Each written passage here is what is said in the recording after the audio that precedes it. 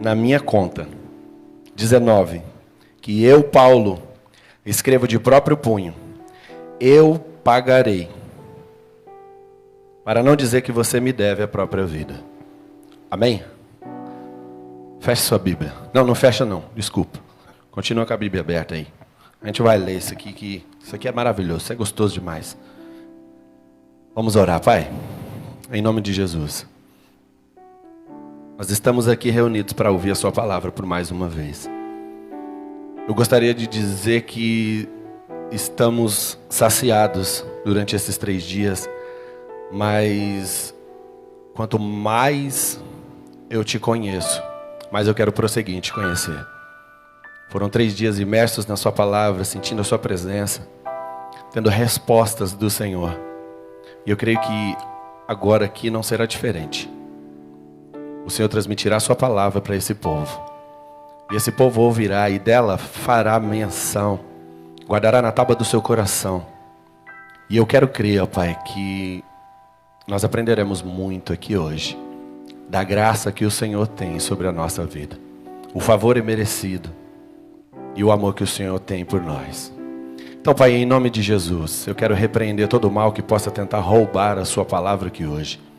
E que cada um que se assentou e que veio aqui, ele possa sair daqui cheio e transformado, entendendo que o Senhor ainda tem propósito, que é somente a graça quem nos salva.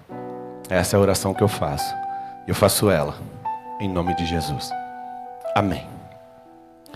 Irmãos, eu confesso que quando eu recebi esse convite para pregar sobre no mês da Reforma Protestante, eu fiquei preocupado, porque não menosprezando aos demais, porque todos têm um enorme peso aqui e admiro todos de uma forma imensa, mas quando eu recebi esse convite e o pastor Renato nos colocou naquele grupo, eu falei, gente, olha o peso das pessoas que pregarão.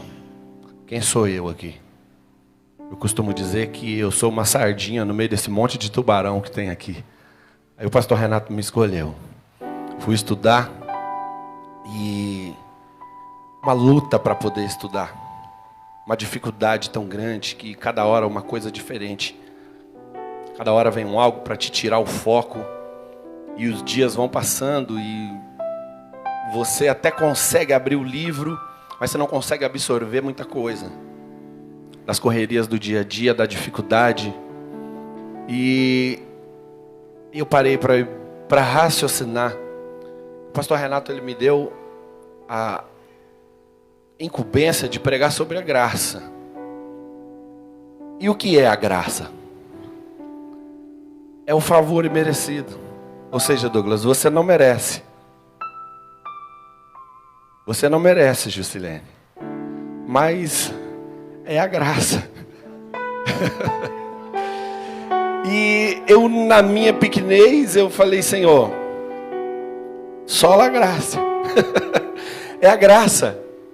Então eu creio que vai ser pela graça que Deus vai derramar a sua palavra. Eu não quero demorar muito aqui, porque quem já recebeu muito esse final de semana? Quem, se o culto acabasse aqui agora, sairia daqui cheio, com o tanque de combustível cheio para poder rodar durante muito tempo? E eu estou da mesma forma. Mas nós temos aqui uma responsabilidade. E esse mês é o mês que foi nos dado essa incumbência de falar sobre a Reforma Protestante. Pois uma igreja que ignora o seu passado, negligencia o seu presente e compromete o seu futuro. A Reforma Protestante foi um passo crucial para que você pudesse estar sentado aí ouvindo a palavra verdadeira e digna. Porque houve aquela quebra daqueles paradigmas que te levavam a crer num algo que a Bíblia não dizia. Que antigamente era o que mais tinha. As pessoas foram saindo da visão bíblica. Quando nós falamos de Reforma Protestante, pastor Murilo, qual é a primeira pessoa que vem em nossa cabeça? Martinho Lutero. Mas se formos olhar na história, pastor Renato, nós entendemos que lá no século XII, no século XIII, já havia esses rumores de que precisava reformar, de que estava errado. Diversas pessoas, se formos olhar pela história, temos os valdenses, temos o Menos Simons, nós temos diversas pessoas que lutaram para que Martinho Lutero chegasse simplesmente com o martelo e batesse onde já estava trincado. E a parede caiu, com muita sabedoria. Diversas pessoas lutaram ali atrás. Muitas pessoas passaram e tentaram fazer. E Martinho Lutero foi o escolhido. Se nós formos olhar o que as pessoas passaram para poder pregar a digna palavra, Policarpo, um homem, foi jogado dentro do tacho de óleo. E disseram para ele, falaram assim: nega Jesus. Por que você não nega Jesus? Ele olha e ele diz: eu já servi a Jesus por 80 e poucos anos, e ele nem um mal me fez. Por que eu negaria ele agora? Essa era a igreja que combatia, a igreja que tinha felicidade no arrebatamento. A igreja tinha isso. Se olharmos a história, quando o Jesus Cristo, ele teve a sua ascensão, que ele foi levado e os discípulos ficaram. Se nós olharmos na história a morte dos discípulos, gente, era um amor imenso, e não tem como dizer que é mentira. Como você dá a vida por uma mentira? Não tenho como dizer. Um dia prenderam o apóstolo Pedro, o pai da igreja. Ele olhou, ele falou, ele ficou feliz. Ele já tinha sido preso antigamente. Como diz o pastor Renato, tomou um cacete. E ele volta feliz. Olha só, pastora Luana, que loucura. O cara é preso, tomou um cacete. Eles questionam o cara sobre a tal da heresia que é o cristianismo que eles estão tentando implantar. Quando ele é solto, ele chega no meio dos crentes, no Laraga, porque estava acontecendo lá. Porque tentaram fechar, coagiram todos eles. Houve uma perseguição imensa. Só que esqueceram de fechar um ciclo de oração que tinha lá na casa da irmã Lídia. Enquanto Pedro estava preso, na casa dela estava tendo um ciclo de oração de joelhos. Senhor, visita o Pedro lá. O Senhor fez tantas coisas. Aí Jesus decidiu ouvir a oração. Foi lá, tirou o Pedro de lá. Eles estão orando pelo Pedro, de repente bate na porta. Vai ver quem é? A oração que ele está fazendo está batendo na porta. Foi liberto, é o Pedro que está aqui. E eles tinham felicidade por ser preso, pastora Lídia. Está escrito, Atos dos Apóstolos, eles eram presos e quando eles chegavam no meio dos crentes, eles ficavam felizes. Caramba, a gente foi preso por causa de Jesus. Que felicidade que era. A história diz que eles eram presos e eles eram amarrados. Você vai ver algumas histórias. Eles eram amarrados para negar Jesus. Eles sabiam que eles iam morrer. E eles iam ser queimados. Olha que isso aconteceu na Inglaterra. Que eles lutavam.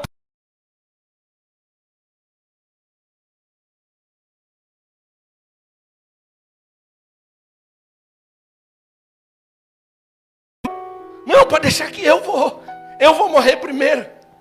Eu vou ser queimado primeiro. Porque para mim é maravilhoso ser morto por Cristo. E a gente entra na história aqui. Porque quem está escrevendo essa carta é um homem que tinha um nome chamado Saulo de Tarso. A gente entende que ele cresceu, ele estudou. E a Bíblia diz que ele estudou, ele era um homem muito inteligente. Um dos maiores mestres que tinha. Aprendeu aos pés de Gamaliel. Um homem muito influente. Cara maravilhoso, de uma influência imensa. Era tão inteligente que um dia eles estão tentando parar os crentes. Estão querendo, sentaram, fizeram uma assembleia, falou, e agora, o que a gente faz? Vamos destruir esses cristãos aí, esse povo. Porque eles estão vindo com essa seita dizendo que Jesus ressuscitou e eles estão crescendo. A gente tem que parar eles, pastor Renato. Gamaliel olhou e falou, gente, vocês estão doidos. É simples.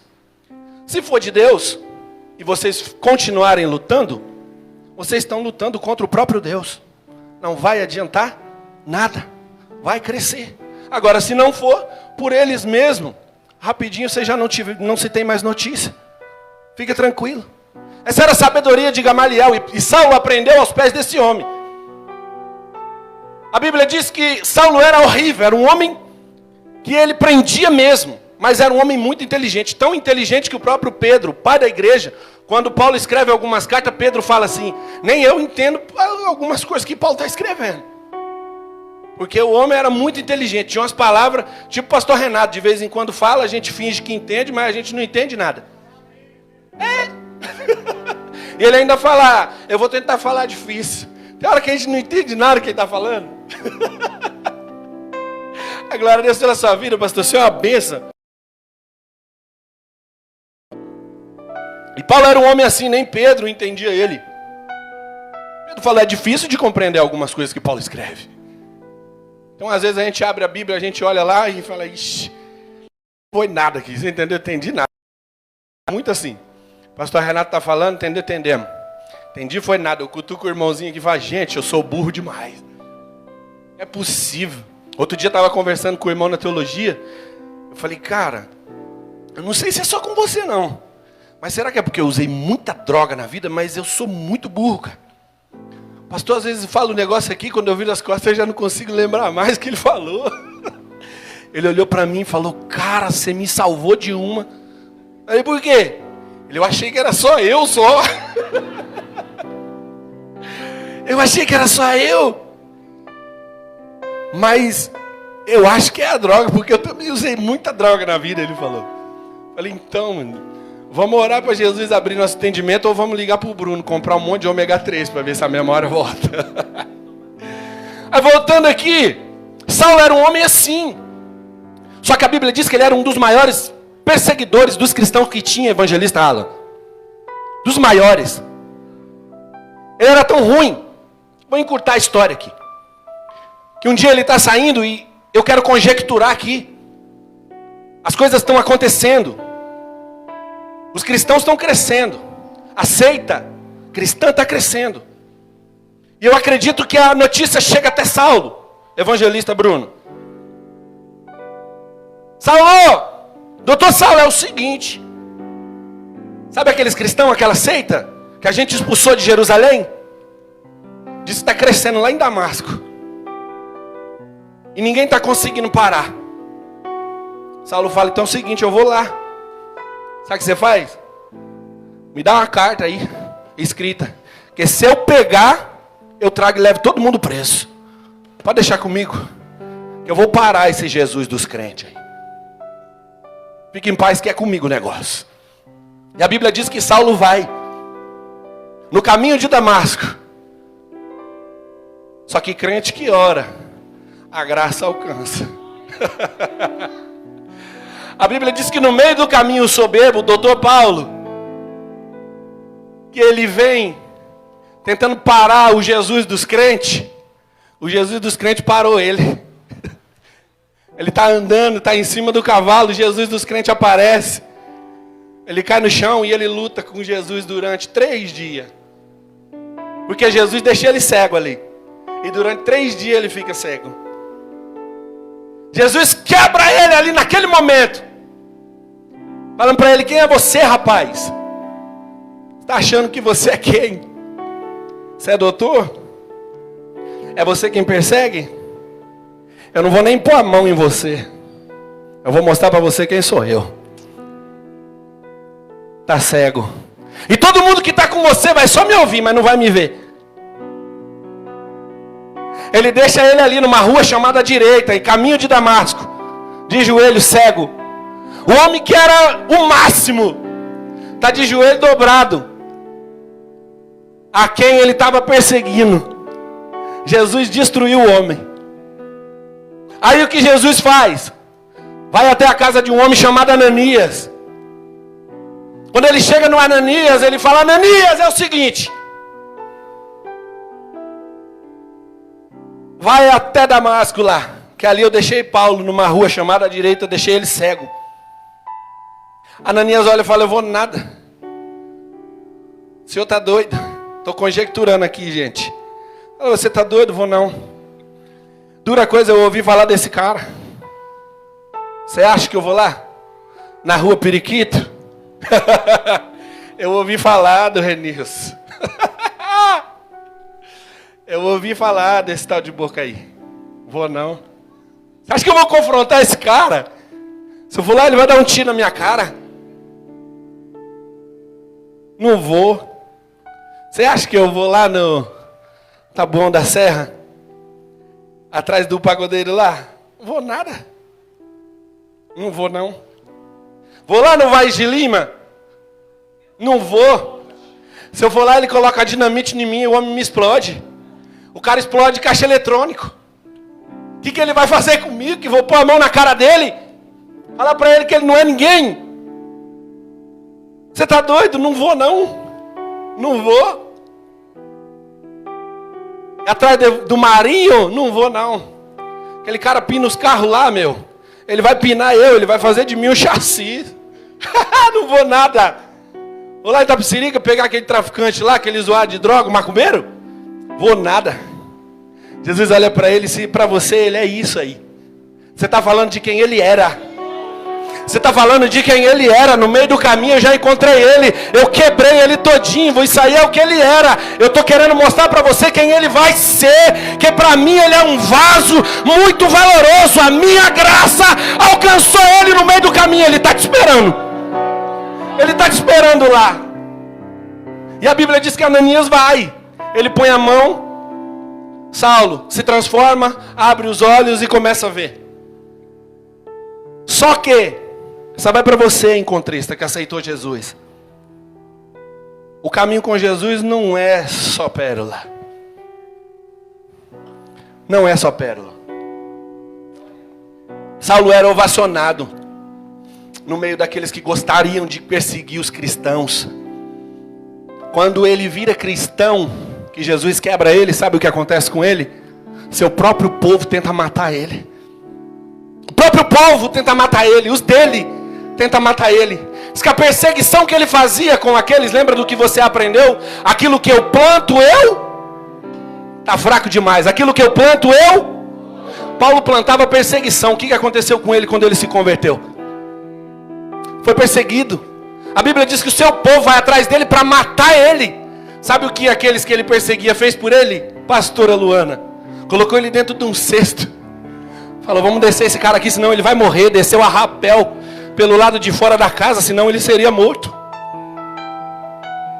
Aí o que acontece para a gente chegar aqui na palavra, e eu já encurtar, que eu já demorei demais.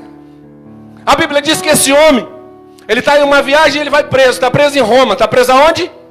Está fraco demais. Está preso aonde? Ele está preso em Roma.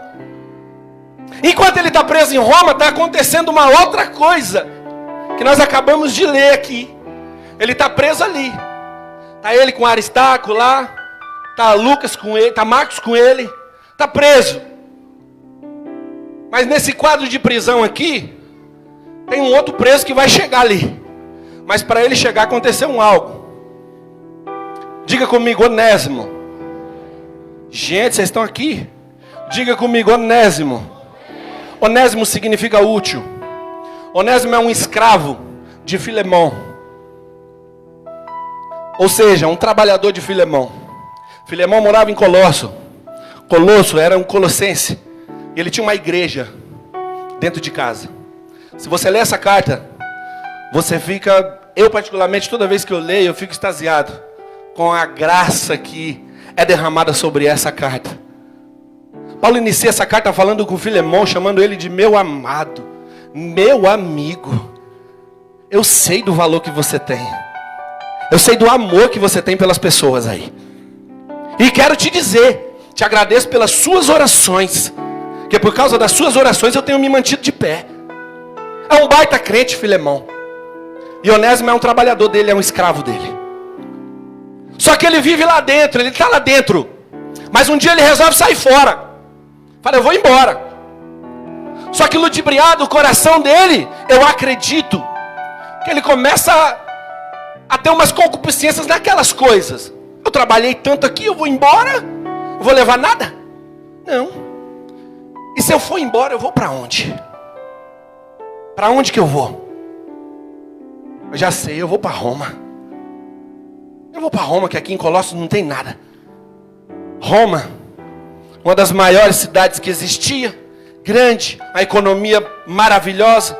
E segundo o aristocrático Salústio, ele dizia que Roma, a Roma da época de Paulo, era o esgoto do mundo.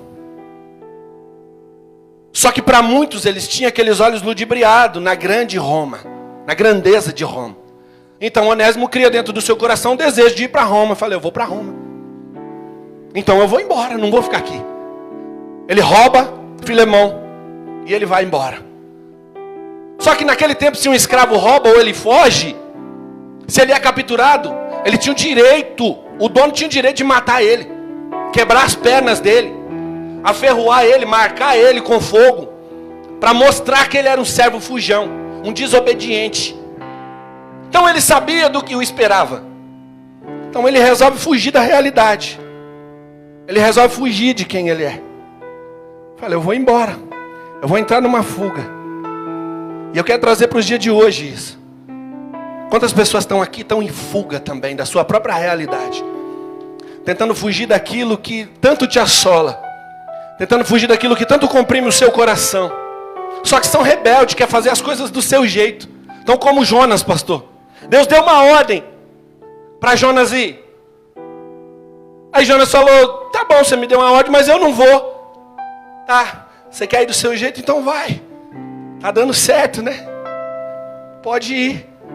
Aí Jonas vai. A Bíblia diz que ele entra dentro do barquinho, compra passagem, entra no barquinho e vai dormir. Quando ele vai dormir, a Bíblia diz que a tempestade começa. Os prejuízos começam a acontecer dentro do barco. O barco está quase rachando. A ponto de rachar, que é quando o capitão chega no Jonas e fala, você é quem? Quem é você? Aí ele tem que dizer, eu sou crente. Eu sou crente. Eu sou filho do Deus. Eu sirvo ao Deus que fez a terra, o céu e o mar. E inclusive isso está acontecendo é por causa de mim. Aí o capitão olha para ele e fala, então quer dizer que a gente está aqui se matando há horas, orando aos nossos deuses, para acalmar o mar, que agora você vem dizer que foi o seu Deus que fez, e que o problema é você? O que eu faço? Falei que é o seguinte, ele me deu uma ordem, mas eu não quis cumprir. Ele falou que eu tinha que ir, mas eu não quis ir. Aí eu comprei a passagem e estou aqui dentro do seu barco. Tudo isso está acontecendo por causa de mim. Então sabe o que você faz? Me mata. Porque eu não posso ir para lá. Eu sei o que espera lá. Eu não posso enfrentar esse problema. Eu não posso enfrentar o meu Deus porque eu fui desobediente. Então sabe o que você faz? Me mata. Me joga daqui. Ele não está pedindo, pastora Luana, para parar o carro no meio da avenida. Ele está em alto mar. É ele quem está pedindo, me joga, me mata. E tem um monte de gente que sabe o que é isso aqui. Deus, eu sei aonde eu estou indo, eu sei aonde isso vai me levar, isso vai acabar me matando, mas eu não consigo voltar mais. Eu sei aonde eu estou indo, isso vai acabar me destruindo, mas eu não tenho coragem de puxar esse gatilho, de tirar a minha própria vida, mas eu sei que se eu chegar lá, isso vai acabar acontecendo. É ele quem está pedindo, ele está querendo tirar a própria vida. E tem um monte de gente que está entendendo isso aqui, mas eu quero dizer uma coisa para você. Tem gente que sabe do que eu estou falando, que a graça tem segurado tanta coisa. É tanta burrada que você faz na sua vida, é tanta escolha errada que você faz na sua vida, que se a graça não entra no meio e segura as consequências. Alguém está entendendo isso aqui?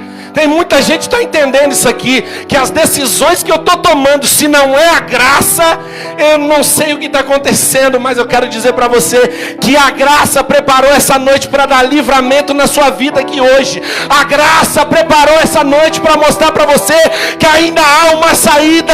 São 5 solas da reforma. Hoje eu quero dizer para você que hoje é sola graça, independente de quem você é, independente das escolhas que você faz, independente de como você está, das situação que você está, do sinônimo de rebeldia, para onde você está indo, o gatilho está prestes a ser apontado na sua cabeça, e você sabe que se você continuar, vai acabar, mas a graça preparou essa noite aqui, para libertar muita gente, para alcançar a sua vida, para alcançar a vida dos familiares, é só pela graça. A graça tem segurado muita coisa, e você sabe disso. Se não é a graça, e o que acontece? Aí Filemão, Onésimo, a Bíblia diz que ele chega em Roma. Quando ele chega em Roma, a polícia pegou ele. Ali ele teve que confessar, pastor Renato. Você é escravo, né? Ele falou, sou escravo. Então quer dizer que você está fazendo uma viagem e você não tem documento, você não tem legalidade para fazer essa viagem? Não, não tenho. Eu não posso fazer essa viagem. Falei, então vou te confessar uma coisa. Você sabe que você está preso, né? Eu sei que eu estou preso. Você sabe que agora a gente vai ter que colocar você na cadeia e esperar o seu dono vir para saber o que vai acontecer com você. Ele eu sei o que vai acontecer. Eu sei o que vai acontecer. É igual o Jonas. Aí jogam ele dentro do mar. Acabou a viagem para você, você sabe, né? Eu sei. Você sabe que você não pode continuar dentro do nosso barco, você não sabe? Eu sei. Me joga no mar. Tá igual você. Tá tomando uma atitude. Tomou uma escolha errada. Aí o que acontece? Quando jogam ele no mar, Deus prepara o que para dar livramento? Gente, vocês estão comigo aqui? Deus prepara o que para dar livramento para Jonas? Um peixinho que traga Jonas. É a graça. Miserável, tomou uma escolha errada. Tinha tudo para morrer, mas também não vai morrer. Não vai morrer. Vou mostrar para ele quem sou eu. Entra dentro desse peixe aí, vou te dar uma carona. Eu vou mostrar para você que quando eu mando, você tem que obedecer, senão as consequências vêm. E é a graça que está segurando as consequências. Aí ele fica 3 dias dentro do peixe. De birra. Tem que ler, Jonas. Você tem que ler, é gostoso ler, Jonas. Ele está 3 dias de birra. Não fala com Deus, não conversa com Deus. Ele está irado com Deus, bravão. Com Deus lá, evangelista Bruno. Bravaço com Deus. Aí ele começa a descrever aquele lugar como um inferno. Ele fala, eu estou cerrado aqui dentro. Esse lugar é um inferno, eu não tenho como sair daqui. Só que de repente, salvo engano, no capítulo 4, ele começa a mudar a oração dele. Ele passa a mão e ele começa a sentir algo enrolando na sua cabeça. E a oração dele muda. Ele estava bravo e de repente diaconisa Cris. E fala, tem algas enrolando na minha cabeça. Eu entrarei no seu santuário.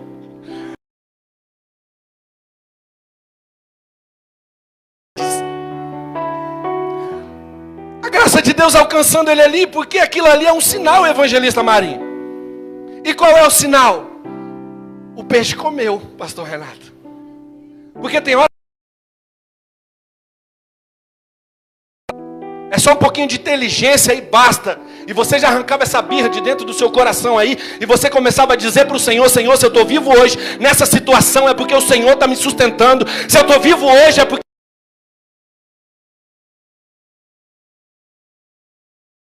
sustentando muita coisa aqui hoje. Aí, a Bíblia diz que o peixe pega Jonas e vomita ele no endereço aonde Deus mandou. E eu queria muito, e eu sei que Deus vai tocar no coração do pastor Renato, para ele me dar a enciclopédia que ele tem, Norman Champlin. Oh, glória. Profetiza aí, irmão, me ajuda nesse negócio. Eu tenho ela em PDF, eu sou difícil de ler esses negócios de celular. Mas eu estava lendo lá, tem uma história de um pescador. Um pescador chamado Stuart alguma coisa, não lembro o nome, é um nome difícil. Sou igual o pastor Renato que acha que fala inglês aqui. E lá na Inglaterra pediu um lanche. Como é que foi, pastor? Não vai, né? Deixa pra lá, isso é mensagem para outro dia. Então, a mesma coisa, não sei falar o nome do cara. Sei que é Stuart alguma coisa, ele era um pescador. A Bíblia diz que um dia, a enciclopédia diz que um dia ele foi pescar, e ele está em alto mar pescando junto com os seus amigos, e o Stuart sumiu, caiu no mar e sumiu. Aí todo mundo procurou, não achou ele, eles já estão abandonando ali, e resolvem ir embora. Foram embora. No outro dia, quando eles chegam, na beira da praia, eles encontram uma baleia, da espécie cachalote, atracada. Evangelista Erinaldo. E eles começam a cortar os pedaços dessa baleia para desencalhar, porque ela já estava morta. A noite vem caindo, e de repente, quando eles estão quase indo embora, abandonando tudo aquilo ali, eles começam a ver o ventre do peixe se mexendo. Aí eles cortam, quando eles cortam, o Stuart lá dentro. Pegaram ele, levaram ele para a UTI. Ele ficou 15 dias em coma. Dentro no seu corpo não nasceu mais nenhum pelo. Ele ficou com a cor da pele toda esbranquiçada, perdeu, é melanina, né? Que deixa a gente pretinho assim, negão, bonitão. Negão, não é negão, né, pastor? Não é negão. Perdeu toda a melanina, ele ficou com a pele esbranquiçada. O seu corpo não nasceu mais pelo. Ele viveu mais 15 anos. E na lápide do seu sepulcro está escrito que ele é um moderno Jonas. Agora para você entender. O Stuart ficou um dia dentro da barriga do peixe. E ele saiu com sequela pro resto da vida. O Jonas ficou 3. E quando ele saiu de lá, Deus falou, vai pregar. Você não está entendendo? Da dificuldade que Deus está te dando um endereço e você não quer ir. Só que da dificuldade em que você está saindo, Deus está te liberando com a sanidade mental intacta. Deus está te liberando, está enchendo você de graça com a sua vida no lugar. Com você. Você sabe que da onde você saiu, do lugar da onde você veio, já era para você estar todo destruído. Já era para você estar cheio de doença. Já era para você ter AIDS. Ou já era para você ter morrido. Já era para você estar preso, mas você está aí sentado porque a graça está segurando as consequências. Se eu fosse você, eu largava essa birra desse rosto, já olhava para Jesus e falava, Senhor, obrigado porque a sua graça tem me sustentado, e hoje eu estou aqui, porque a sua graça, eu não valho nada, eu não sou ninguém, as pessoas me julgam e eu acredito nisso, mas a sua graça tem me alcançado, e a sua graça me basta. Ô glória! Aí o Onésimo entra dentro da cadeia. E eu já vou finalizar aqui. O Onésimo está dentro da cadeia aqui, pastor Renilson. Quando ele chega na cadeia, tem um cara lá. Ele está morrendo de medo de morrer. Mas não tem o que fazer, vai morrer. Porque é o que o patrão dele ia fazer.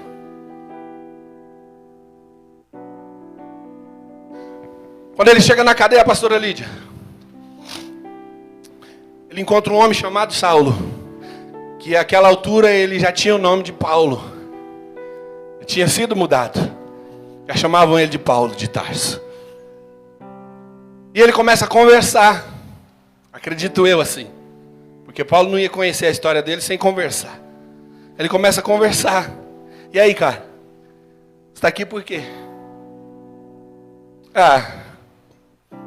Eu estou aqui porque eu roubei o meu dono. Estou aqui porque eu abandonei. Fui desobediente. Mas não vamos falar de mim não, vamos falar de você. Por que você está aqui? Eu estou aqui por causa da minha fé.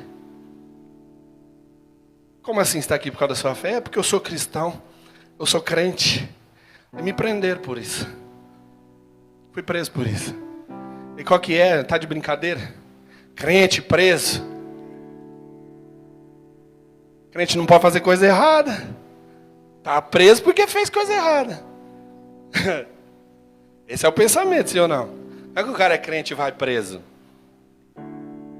Qual é? Crente preso? Mas me conta aí o que aconteceu. Eu nem sempre fui crente. Eu estava saindo um dia para matar mais crente. Eu conheci um crente, antes de sair para matar crente.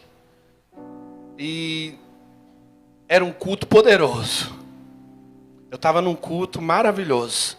O fogo estava descendo. O rosto dele brilhava. O rosto do pregador brilhava. Era um culto maravilhoso. Ele começou a orar. Ele estava a ponto de morrer.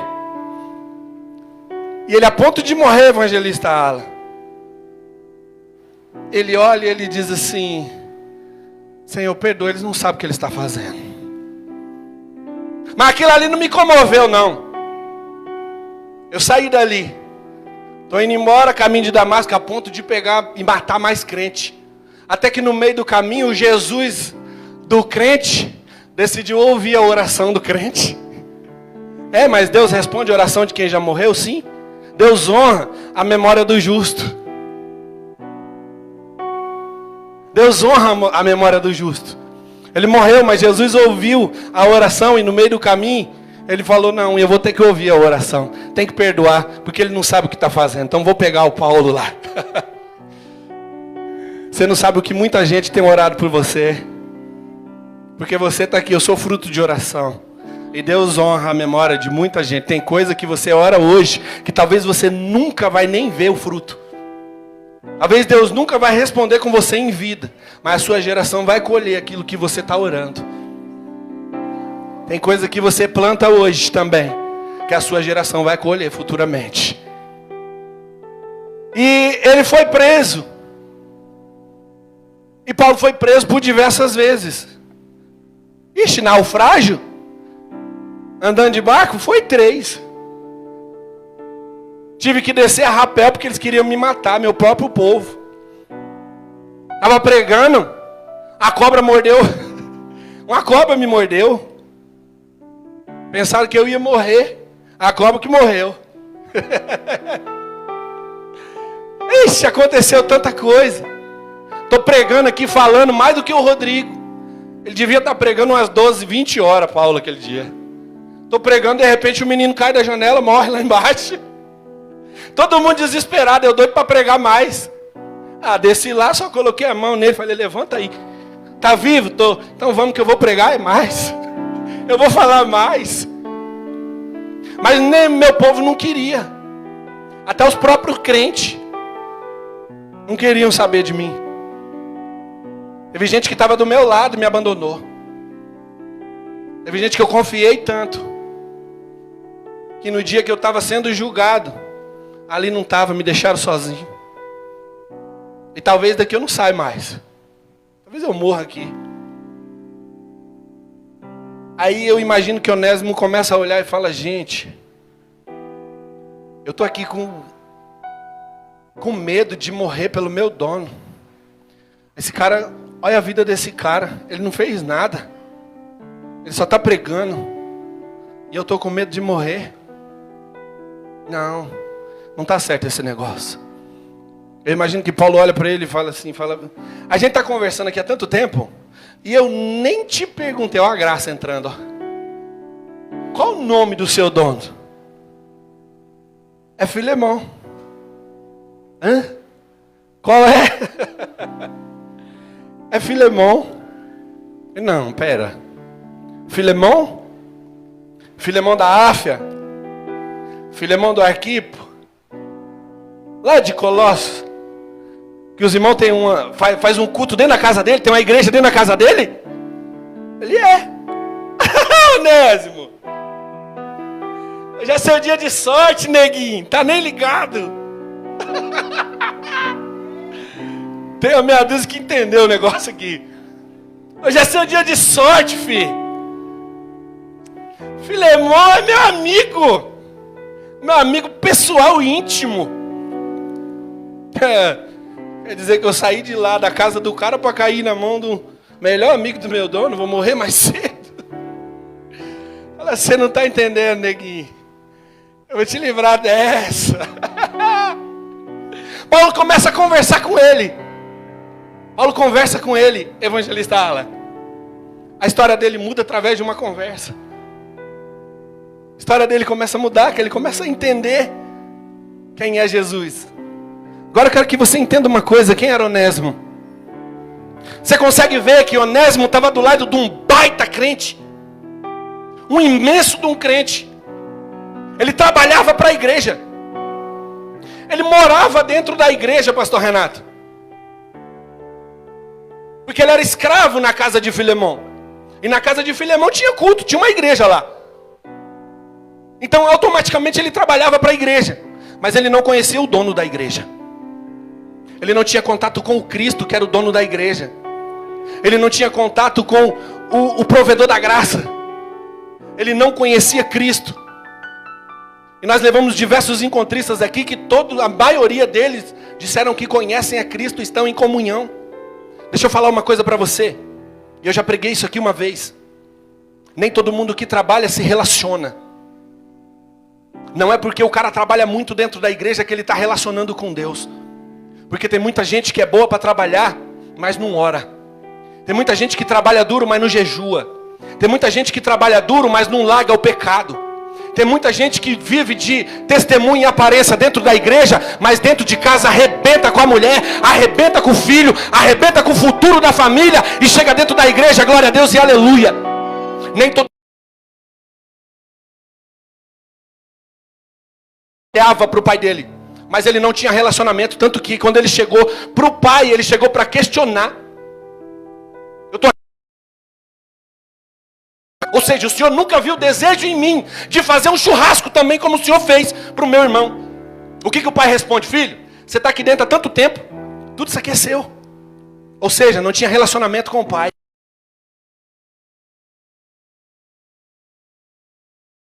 Mas ele não relacionava com aquele que podia entregar para ele a graça. Com aquele que podia entregar para ele tudo aquilo que ele está procurando. Então não se iluda. Não é porque você está trabalhando assiduamente dentro da igreja que talvez você possa estar salvo. Reveja suas atitudes, reveja quem você é. E Onésimo é igreja, ele não conhece o dono da igreja. Ele trabalha para Cristo e ele não conhece o Cristo. Ele não tem um relacionamento íntimo e pessoal com Cristo. Só que ele precisou entrar em fuga, chegar numa situação totalmente horrível, roubar o seu dono, entrar em pecado, fugir da sua própria realidade, chegar ao ponto de morte. Podemos dizer aqui, chegar a quase se matar, porque ele sabia que se ele roubasse e ele fosse pego, ele podia ser morto. Então queria cometer um suicídio. Olha o ponto que ele chegou por não conhecer o dono do próprio trabalho dele. Ele chegou ao ponto de quase arrancar a própria vida. Mas a graça segurou as consequências. A graça entrou no meio e colocou ele dentro daquela cadeia. Deixa eu falar uma coisa para você. A melhor coisa que pode ter acontecido na sua vida foi você ter ido para esse impacto. Que no meio do caminho, talvez você estava com outros pensamentos. E foi o que eu disse lá. Talvez eu estou batendo nessa porta aqui, pastor Renato, porque essa é a última chance. Eu vou para esse impacto aqui, mas eu não tenho mais outra saída. Se esse negócio não der certo, eu vou arrancar minha vida, eu vou parar com tudo, porque para mim não dá mais. Aí a graça entra no meio, segura as consequências e fala, eu vou dar um rumo para ele. Eu vou mostrar para ele que existe mais ou menos umas 100 pessoas dentro da igreja Fonte Bíblica Ágape que pode o ajudar, que está ali para amar, que passaram por diversos problemas, que passaram por diversas dificuldades, mas venceram. Sabe por quê? Porque entenderam que a graça é quem segura as consequências. Eu não sou nada, eu não sou ninguém, o pastor Renato não é nada, evangelista Bruno não é nada, pastor Renilson não é nada, se a graça não segurar as consequências da nossa atitude. E a gente entendeu isso. E você precisa entender isso também. Porque a graça alcançou Onésimo nesse dia aqui. Aí Paulo começa a escrever. Eu vou escrever uma carta para ele aqui. Quando você chegar lá, você vai entregar para ele. E ele começa a dizer: eu, Paulo, prisioneiro de Cristo Jesus, e o irmão Timóteo, a você, Filemão, meu amado cooperador, a irmã Áfia, Arquipo, nosso companheiro de luta, e a igreja que se reúne em você aí na sua casa. A vocês, graça e paz da parte do nosso Deus Pai, Senhor Jesus Cristo. Sempre dou graças ao meu Deus, lembrando-me de você nas minhas orações, porque eu ouço falar da sua fé no Senhor Jesus e do seu amor por todos os santos. Oro para que a comunhão que procede da sua fé seja eficaz no pleno conhecimento de todo o bem que temos em Cristo. O seu amor tem me dado grande alegria e consolação, porque você, irmão, tem reanimado o coração dos santos. Olha a grandiosidade desse crente. Olha a grandiosidade desse crente. Ele está reanimando um cara que passou por diversas situações. Em algumas delas, pastor Renato, Paulo mesmo escreve, dizendo, eu achei que dessa daqui eu não passaria mais. Acharam que Paulo estava morto, em algumas vezes. Tinha morrido, apanhou tanto que acharam que estava morto. E esse cara está reanimando esse baita crente chamado Paulo. Você imagina o tamanho que era, a grandiosidade da fé desse cara. E Onésimo está com ele. E ele continua. Por isso mesmo, tendo em Cristo plena liberdade para mandar que você cumpra o seu dever, prefiro fazer um apelo com base no amor. Eu, Paulo, já velho, e agora também prisioneiro de Cristo, apelo em favor do meu filho Onésimo, que gerei enquanto eu estava preso. Ele antes era inútil para você, mas agora é útil, tanto para você quanto para mim. Ele entrou naquele lugar como um escravo, inútil, não valia nada. Eu acho que alguém se identifica com isso aqui. Eu entrei naquele impacto inútil, não valia nada, não era ninguém. E hoje eu estou saindo de lá útil. Eu estou saindo de lá para impactar muita gente. Eu estou saindo de lá para transformar corações. Eu estou saindo de lá para poder mostrar para as pessoas que eu não sou isso que eles estão falando. Eu não sou um Jacó não, pastor. Eu sou um Israel. Eu tenho a vida transformada agora. Agora eu tenho brilho. Eu sou útil. Quer dizer que eu sou um inútil? Diga, problema é seu. Eu sei quem me chamou. Porque a graça me alcançou naquele lugar. E foram 3 dias de imersão. Eu estou saindo de lá imergindo na palavra de Deus. E a graça está me alcançando. Quer andar comigo? Vem. Se não quiser, dá licença que vai ficar para trás, porque nós vamos sair daqui para poder olhar, e eu creio que você vai sair daqui com tanta autoridade, que aonde tiver um demônio lá na sua casa, na sua parentela, atrás do seu trabalho, na sua circunvizinhança, quando você sair daqui cheio, voltando do impacto, os demônios que moram lá vão ter que olhar e bater em retirada e dizer, sai da frente dele, porque ele passou pelo impacto, a graça alcançou e ele está cheio de autoridade. É melhor a gente ir embora, vamos vazar, porque ele vai fazer a diferença. Oh glória! E Paulo diz assim, eu mando ele de volta para você, como se ele fosse o meu próprio coração. Gostaria muito de mantê-lo comigo, para que ele me ajudasse em seu lugar, enquanto eu estou preso por causa do evangelho. Mas não quis fazer nada sem a sua permissão, para que qualquer favor que você fizer seja espontâneo e não forçado. Talvez ele tenha sido separado de você por algum tempo, para que você estivesse de volta para sempre, mas não mais como escravo, mas muito além de escravo, agora como irmão para mim, um irmão amado.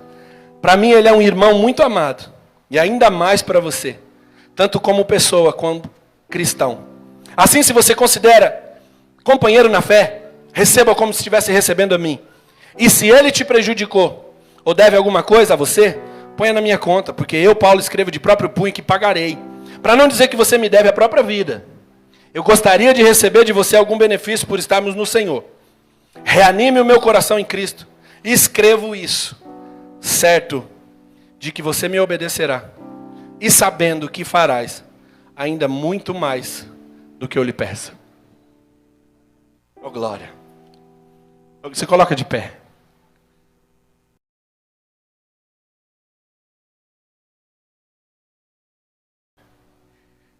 A graça alcançou Onésimo.